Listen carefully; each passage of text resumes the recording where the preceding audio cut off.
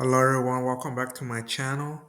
For this video, I thought I would like to talk a little bit about steroids and muscular dystrophy, how steroids are combating the fight against muscular dystrophy and all the facts you need to know about steroids. I know for a fact most of you are like, ain't steroids is what athletes use for when the gyms offer you steroids to get more strength and whatnot. Yeah. uh when I first started taking steroids, like I took steroids like when I was 11 or 12. Don't really remember what was the steroids name, but I thought it was like, steroids. You hear steroid, you think about, like I said, the steroid you inject yourself with. But I didn't know you know, liquid steroids existed to combat muscular dystrophy. But now I know after all these years, I'm on a medication that I'm going to talk about right here on the article that I found about steroids. Great information, I feel like, about steroids and whatnot, like all the facts you need to know, so you understand what's the difference between the steroids we all know that you inject yourself with, athletes and stuff like that. But these, so you can get a better understanding what is a steroid that combats muscular dystrophy. So I'll get started. It says the first part of it says steroids or corticosteroids. Same thing, I think. Let's see. Let's read what it says. Steroids are used to treat many different conditions and do chain a type of steroid called cortico corticosteroids. I did not know they were called corticosteroids. Are used to help maintain muscle strength. See, that's what I was saying. Like different, there's different type. There's a type of steroid that thing that I was saying, like corticosteroids. I think I'm gonna dig a little deeper on this because I thought it was just called steroid, not corticosteroids. And let's see what I find, you guys. In future video, if I find something interesting on the topic of corticosteroids versus regular steroid, what's like the difference? But if this video explains, if this article, I mean, explains what's the difference, then I won't really dig that much into it. But anyway, they say they are different for the anabolic steroid. They are sometimes misused by athletes who want to become stronger. Anabolic steroids are the one that athletes use. Like I said, steroids are the only medication currently available for all patients that can slow down the skeletal muscle damage weakness caused by Duchenne. This is like the only. That's why I said like steroids are combating Duchenne muscular dystrophy or any type of muscular dystrophy. Because this is like the only thing against it. It's almost like the flu. The only thing against the flu is the vaccine. Or with COVID. I know there's different aspects of that. But not gonna get into any controversy. Like I said, like when you have a cough, it's like the only thing to do is take a medication. There's nothing else you can do. That's how I see it when it comes to steroids and muscular dystrophy. It is what it is.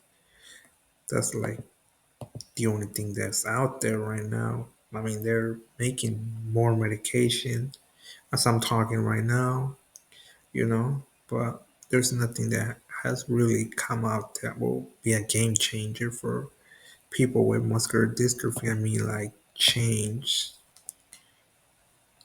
your life, for the better. But it can slow down can slow down muscular dystrophy, which that's a win in my books. But anyway, forms of steroids prescribed in Duchenne include prednisone, also called prednisolone, in its liquid form, Yeah, I know which one that is. Stone is like the main one that they gave you.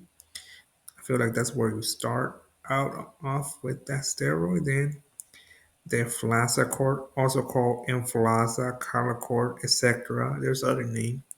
I take the Flasacort. I've been taking it the last few years.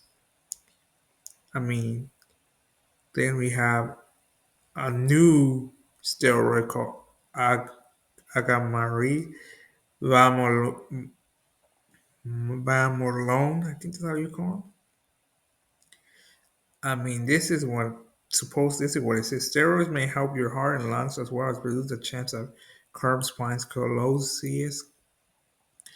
Steroids should be started before symptoms is seen prior to the plateau phase. See below for more information. Steroids are encouraged to be taken lifelong in order to optimize upper body strength function, support the heart and lungs. Like I said, I took steroids in the past.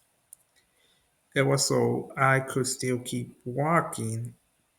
In some cases, it doesn't work. It's not like 100% chance it's gonna work.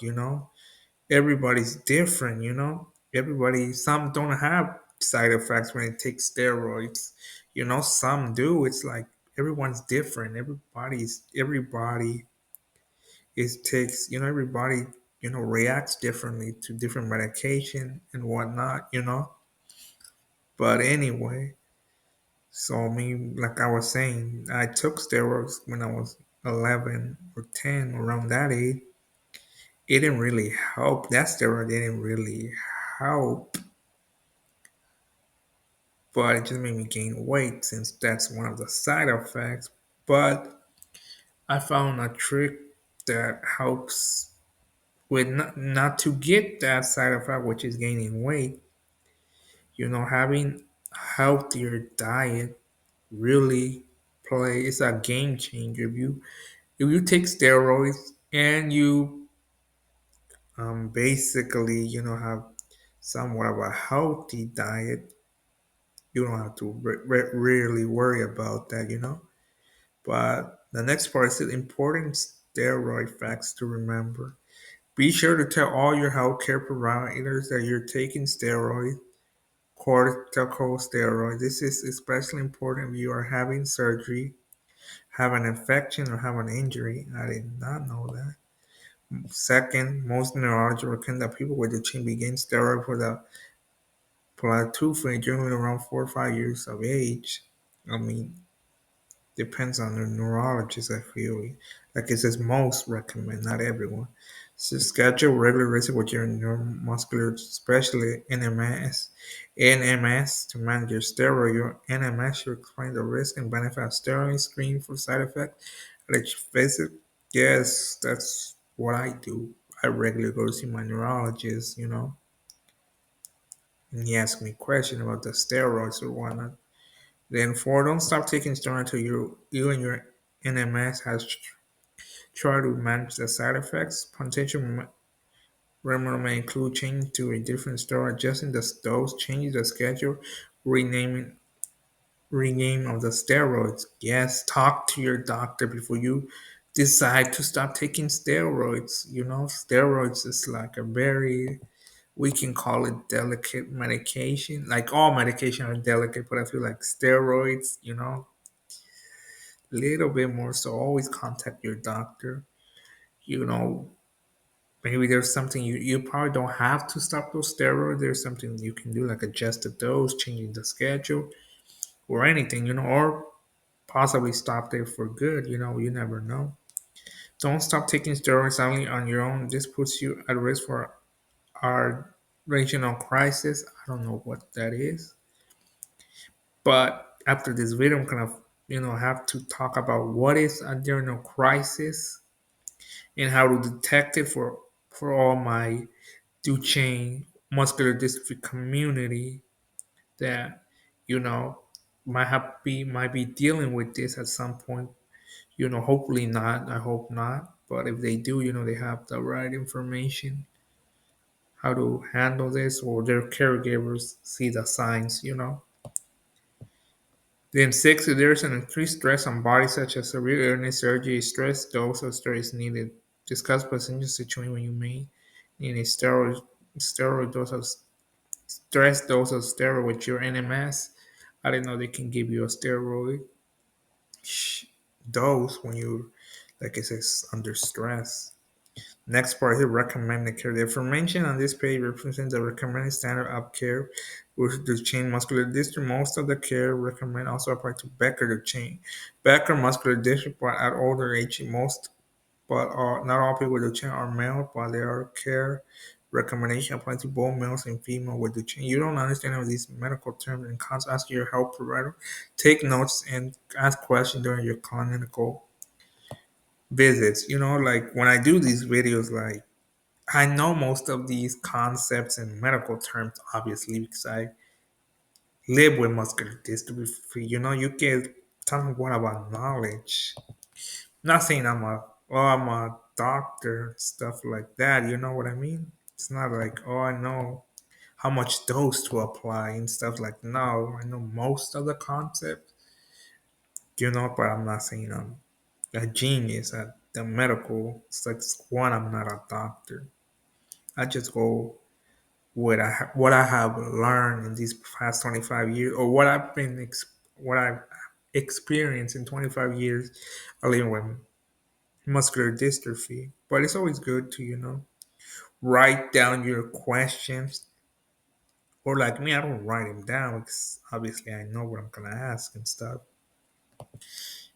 This part is when to start taking steroids. Steroids should be discussed near the time of diagnosis with your neuromuscular specialist. Steroids should be started before your child reaches that plateau phase and loses any strength. This is generally around age 4 or 5 years into change the plateau phase when your child has learned all of the motor skill, crawling, walking, climbing stairs, has minimal trouble walking, can rise from the floor with little to no effort, can climb stairs with little to no effort. In other words, when your child is still able to physically do things in a way that is similar to their peers, it is the best time to start steroids. That's when I started steroids, I could still do all the things, all the bullet points mentioned right now. So it's always as soon as possible you can start the steroid treatment. But always talk to your doctor about that. Now we're going to a little bit more complex thing. Understanding steroid dosing. This should be interesting. The recommended starting dose of daily prednisone is 0.75 mg kg day. The recommended starting dose of daily delta fast accord is 0.9 mg kg day. Your neural specialist NMS may increase or decrease the dose based on growth, weight, and other side effects experienced. Steroids have been prescribed and taken in many doses and used in many different schedules. In the U.S., during the dosings are either daily or high dose weekends. In some countries, are dosing schedules, i.e., 10 days on, 10 days off, etc., have been used. The impact the steroid have on the body depends on the dose of steroid and how often the steroids are taken. People who are taking intermittent doses, not daily, may have fewer or less real side effects. I don't take it daily. I take it I take it every other day. So I can state this for a fact. Like you have less effects. In my case, I don't know if like people who take it. I mean, this is me. I'm talking about myself. There's plenty of people with muscular dystrophy that have had their issue with steroids, weight gaining. I had issue with the steroids years ago because it made me gain weight and helped me. That was the downside of it. But I mean, I'm talking about me right now. I've had fewer side effects, but I'm just like I said, I'm not talking about everyone. Everyone's body's different. Steroid acts differently on different people. So just to be clear, there is a maximal dosing of steroids in the chain due to the effects of daily steroids on the body as well as the risk of side with higher doses. Daily steroids are not prescribing dose higher than around 36 mg day of prednisone or 40 mg day of deflazacort, while there are four DMDs that is looking at dosing. There currently no information around the maximum dosing of steroids in the chain. Generally, doses of twice weekly steroid can go up to 250 mg day of prednisone or 300 mg day of deflazacort, which is comparable to the prednisone weekend dose, but has not been studied given on weekend. Then it says, what else do I need to know about steroid dosing? Adrenal suspicion or adrenal crisis is a potential life-threatening complication of steroid use. It is important to know the following information. Do not stop taking steroids suddenly. Do not miss daily dosing for more than 24 hours. Accidentally missing no vomiting more than 24 hours. Hospitalizing without continuing medication, etc. Know what stress doses should be given. Severely surgery or trauma. More information on the topic can be found here, but I mean, I'm focusing on giving you information. What is steroids? Like the basic information. But in the future video, I'm gonna talk. Maybe I'm gonna go, you know, talking about make a video talking about stress doses and the ordinal crisis, and stuff like that. Monitoring side effects of steroids. Taking daily steroids may lead to variety of understandable side effects. This is downloads a PDF. You should monitor for these side effects at home and notify your NMS if you notice major change. At minimum, discuss these concerns your regular NMS. Point major side effects of steroid include but are not limited to weight gaining. I got weight gain. Steroid may increase your appetite, making you feel more hungry and want to eat more. Maintaining a healthy diet will help avoid excessive weight gain, like I mentioned earlier. Behavior issues. I don't think I have behavior issues. Steroid can lead to new behavior issues such as attention, emotional problem. You or your child have behavioral issues such as autism, attention deflect disorder, ADD. Discuss this with your neuromuscular doctor before starting steroids. Time taking steroids later in the day after you can help. I don't have autism or ADD, but for those that do, it's a good thing to talk to your doctor about that. Weak bones is osteoporosis. Steroids, in addition to weakened muscle, can lead to thinner, weaker bone. Ensuring you have enough calcium and vitamin D in your diet so much recovery can keep your bones healthy and prevent fracture. Did not know. Delay growth and puberty. In this change, steroid can impact hormone level more commonly the hormone testosterone and growth hormone. The effect of this body can lead to delayed puberty, development, and short and intercommunality can help correct this balance indicated. I don't think I had any problem with the stomach problems such as heartburn, gastroesophageal reflex, or Gerard. Talking on stomach such as the overproportion of acid in the stomach, heartburn, the root of acid in the stomach content back up to the esophagus, the tube that connects the throat to the cells are called gastroflex or Gerard. Taking steroid with food can help prevent the stomach irritation. For me, like the doctor recommend to take Tums, the Tums that is for heartburn and stuff. They recommend me taking those before I take the medication so this doesn't happen. Contracts. I don't know about this one. Wait. Steroid can lead to contrast. Wait, let me remove this one. Steroid can lead to cataracts or clouding of the eyes. Reckon that you have eye exam yearly for the tax. I mean, my eyes are always checked every year. They never said anything about it. And then it says high blood pressure, managing side effects. The most common reason for people to stop taking steroids because of their side effects. Correct. Although these side effects can be serious, you or your child should never abruptly stop taking steroids. If they experience undesirable side effects, this puts you or your child at risk of renal crisis, which is a medical emergency. There are many ways to manage the side effects of steroid. Possible remedy include changing the type of steroid taken, for instance, to the Flazacort change the prescribed dose, changing the dosing schedule, time or day taking, weekend only dosing, etc. It's important to work with your NMS to make these changes. And also the alternative before the choice is made to discontinue steroid. Currently, steroids are the only medication known to help maintain strength and function for people living with Duchenne. Correct.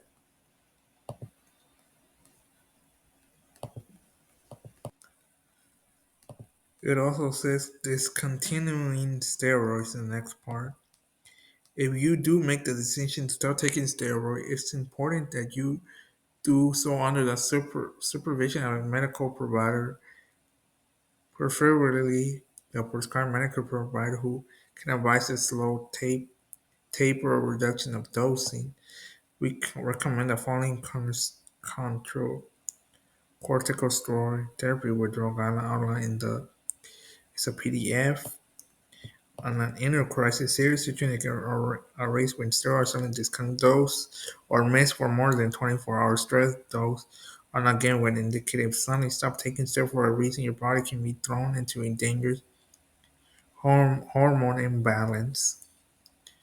Watch very clear for signs like 13 undercry during the cortisone taper and for 1 year post taper during times of severe injury. More information on it can be found here. That'll be for a future video. Stress in dosing. Stress dosing, higher dose, stress dose, or necessary during illness surgery or other stress in your body. Anyone who takes steroids should know what does it take to on a sick day. Recommend for someone stress dose providing them. It's important that you share the critical information with your doctor during times of severe injury, surgery, trauma, or avoid life-threatening or crisis. He also said, "What should I do if I miss a steroid dose?" Good question. Missing doses of daily steroid for more than 24 hours for any reason can also cause life-threatening credit. If you or your child goes to the emergency room or is hospitalized for any reason, it's still important to know how to prove that you are on steroid. If you have missed a dose, additionally, it is important to be mindful of conditions that may impact the amount of steroid being absorbed, such as vomiting for more than 24 hours, food poisoning, stomach bug, etc. Is if oral corticosteroids are missed on days when they are not be given for 24 hours, IV doses should be given. Be sure to share that blank. It's another PDF with your doctor. Create plan. Take about what to do in case of missed doses. A steroid is an extra dose of drug that helps your body deal with some stressors. Stressors on the body can be mid, moderate, or severe. The table below on the PGA Nicho off steroid protocol will help you recognize which steroid might require a steroid dose of steroid when it in doubt. It's generally safer to get steroid dose which might not be needed than to not get steroid stress dose which really was needed. Corticosteroids steroid stress dose. Medical surgical stress. Minor local anesthesia 1 hour in a single tube extraction colons, colonoscope, mid fever, illness, mid nausea, vomiting, mid diarrhea, corticosteroid dose day of surgery, DOS, 25 mg or 3450 milligrams M2PO if able to take PO or IV, hydroxysteroid HC or equivalent, none. Post-operative taper regime, non-maintenance cyclic dose, hydrocortisone will enable pain relief silent, moderate, multiple teeth extraction, fracture, pin 50 milligrams, 50, 75 milligram M2 IV, hydrostrain or equivalent 25 milligrams Q8 or 57 milligram M2 day divided by Q6 hours times 24 hour taper to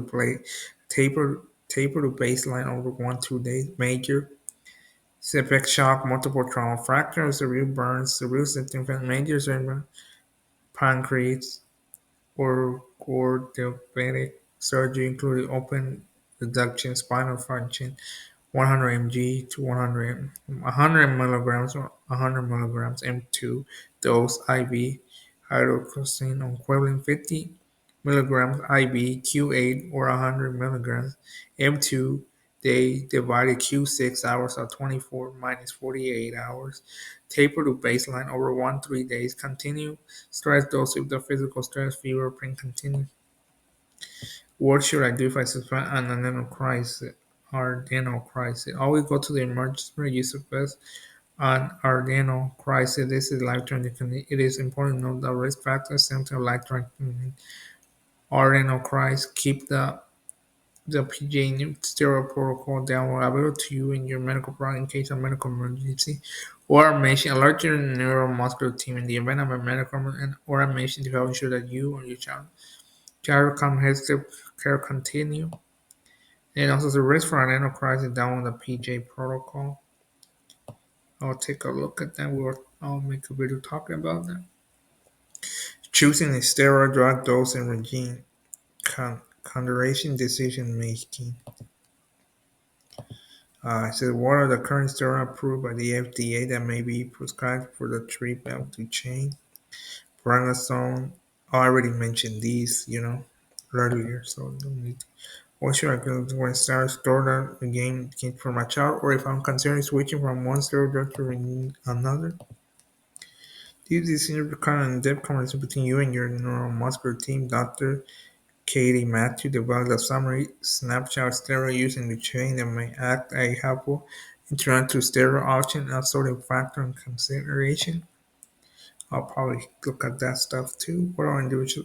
Why are individuals with the chain prescribed different drugs and regimes than other patient with a similar diagnosis? Good question. There's not one best steroid to apply for every situation. It is important to work in partnership with your neuromuscular team to make the best choice for you, your child, and revisit the decision based on the side effect. Steps towards new medication. That's what it says the next part.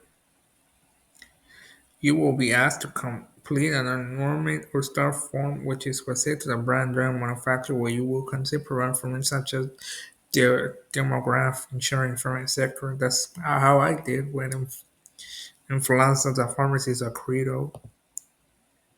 So yeah, I filled up a lot of paperwork to get the medication. And they shipped it out. I forgot what state they ship it out. UPS, FedEx, or whatever. One of those carriers ships my medication from every, so often, not every month, every 2 months, I'll call and schedule a shipment and stuff like that. How do you know whether my steroid choice covered by insurance? There will be benefit investigation BI to review your medical and pharmacy bill provided by your insurance, whether private or government funded. Your neuromuscular team and or the drug manufacturer will work with you in or on prior authorization process to determine criteria for eligibility for coverage when it's approved or not.